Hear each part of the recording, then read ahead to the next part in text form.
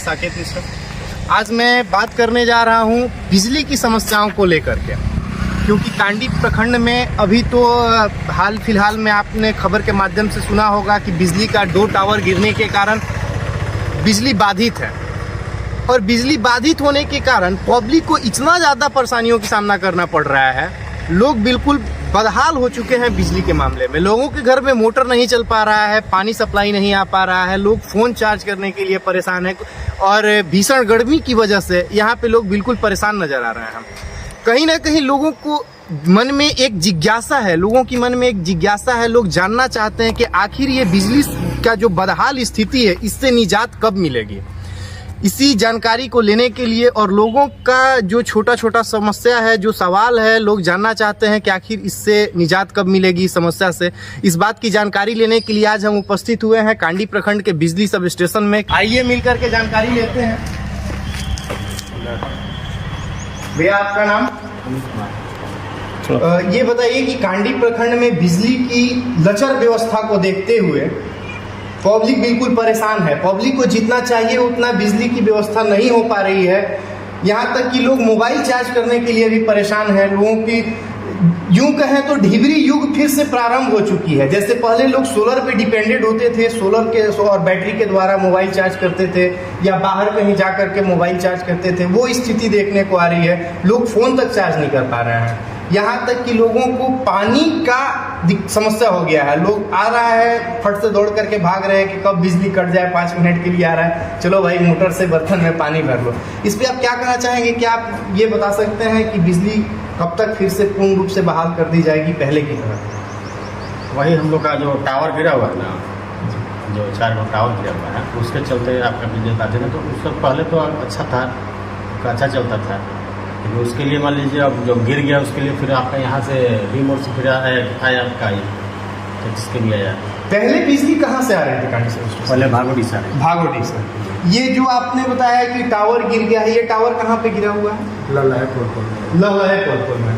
तो ये टावर गिरे हुए तो काफ़ी दिन हो गया, अब तक टावर कंप्लीट नहीं हो पाया है बनने में। तो इसमें क्या बिजली विभाग की लापरवाही कर रहे हैं या फिर इतना लेट क्यों हो रहा है टावर बनने में, या कब तक? तो नहीं है, लेकिन सब कुछ लगे हुए हैं, ऐसा नहीं है।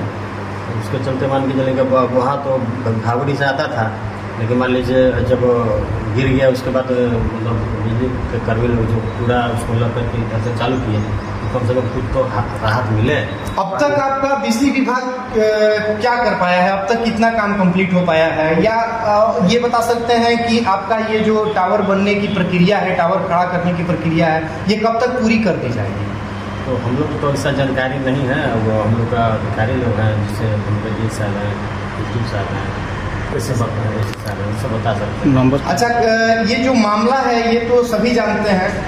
ये बताइए कि बिजली विभाग के द्वारा कितना बिजली दिया जा रहा है, क्योंकि लोग फ़ोन चार्ज करने को भी परेशान हैं। लोग जब तक पहुंचते हैं तब तक बिजली कट जाती है, तो लोग फ़ोन भी चार्ज नहीं कर पा रहे हैं। तो आखिर कितना बिजली दिया जा रहा है लोगों को अभी वर्तमान में? बिजली अभी हम लोग को मिल रहा है, मतलब टाइमिंग से मिल रहा है 1 घंटा के अंदर में। और हम लोग का 4 फीडर है, हमारी है, तो मान लीजिए अब हम लोग को 1 घंटा मिला, अब 1 घंटा हम लोग को बांट के चलाना है। अभी इनके द्वारा बताया गया कि मेरे यहाँ 4 फीडर है, चंद्रपुरा, कांडी, चंद्रपुरा, बहेरवा और लामारी। ये 4 फीडर में इनको जो बिजली मिल रहा है उसमें बांट करके और 4 फीडर को देना है, और उसके बाद 4 फीडर में लाइन का 1-1 घंटा का सप्लाई दिया जाएगा। तो ये 1 घंटा के अंदर में 4 फीडर को देना है। तो आप ये समझ सकते हैं कि 1 घंटा ही कांडी सब स्टेशन बिजली स्टेशन को लाइन मिल रही है। 1 घंटा और 4 घंटे मैंने 1 घंटा में 3 मेगावाट। अब 3 मेगावाट में 4 फीडर को देना है। क्या आप ये जानते हैं कि 1 फीडर में कितने गांव आते हैं?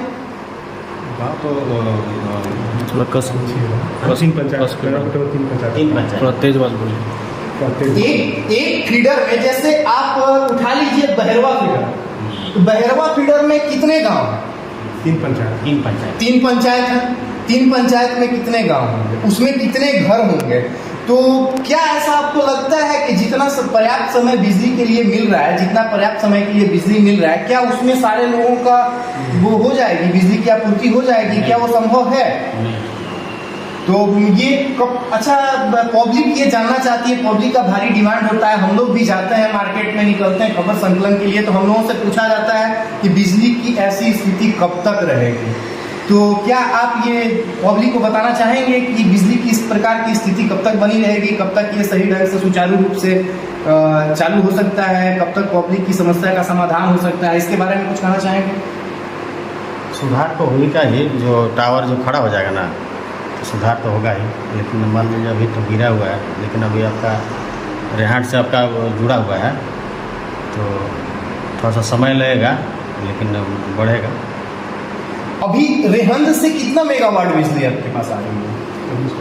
मेरे पास नहीं है, हमारे पास नहीं है। आपका नाम?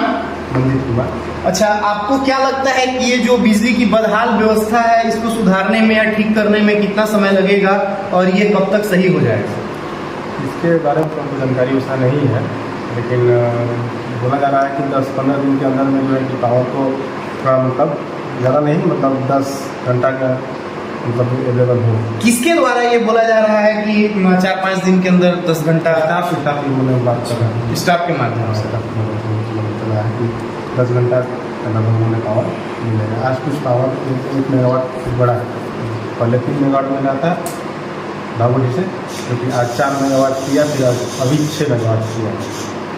तो 6 मेगावाट में अभी जो पावर चल रहा है सारा पानी चला रहे हैं हम लोग। चलिए, धन्यवाद। आज ये एक और नई जानकारी मिल करके आई है। मैं बताना चाहूँगा अपने क्षेत्र के लोगों को कि 1 मेगावाट बिजली आज से एक्स्ट्रा मिल रही है, कांडी प्रखंड को बढ़ा करके दिया जा रहा है।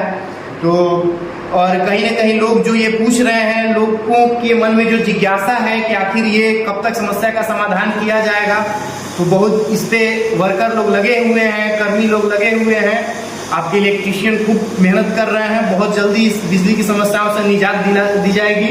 और जो है आपके सामने फिर से हम कुछ बात करना चाहेंगे बिजली विभाग के लोगों से। ये बताइए कि अब तक कितने टावर खड़ा कर दिए गए हैं या कहाँ तक प्रोसेस पहुँचा है, लोग ये जानना चाहते हैं। ये तो हमको जानकारी नहीं है जी, ये तो सर बताएंगे, जय सर, ऐसी सर।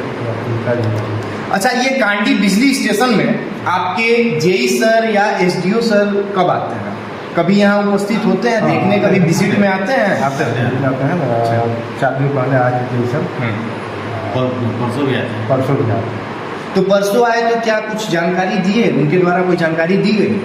जानकारी क्या आप लोग उनसे ये बोलते हैं कि सर क्षेत्र से लोगों का समस्या ऐसा समस्या है, लोग आते हैं हमसे जानकारी लेते हैं? तो बोलते हैं, सर बोले कि होगा, इसका व्यवस्था किया जा रहा है, जल्दी ही किया जाएगा। क्या टेलीफोन के माध्यम से कभी कोई इस विषय पे चर्चा हुई या फिर वो आपको कोई जानकारी दी है?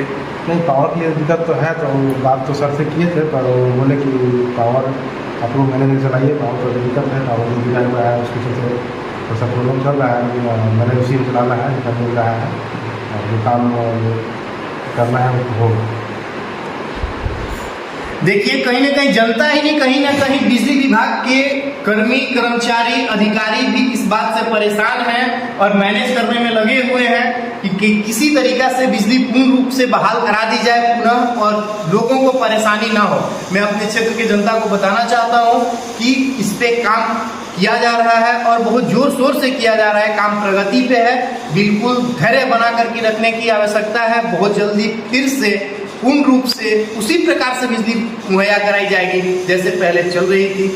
तब तक के लिए धन्यवाद। परमेश्वरी मेडिकल सेंटर, चिनिया रोड, नाहर चौक, गढ़वा। यहाँ दूरबीन द्वारा पित्त की पथरी, अपेंडिक्स, हर्निया, बच्चेदानी का जांच एवं ऑपरेशन, अंडाशय में गांठ, ट्यूब में बच्चे का होना, ट्यूब की जांच व बंद ट्यूब खोलने का दूरबीन द्वारा ऑपरेशन संभव। नोट: दूरबीन द्वारा ऑपरेशन के बाद कोई दर्द नहीं, कोई ब्लीडिंग नहीं, जल्द छुट्टी। विशेष जानकारी के लिए दिए गए नंबर पर संपर्क करें।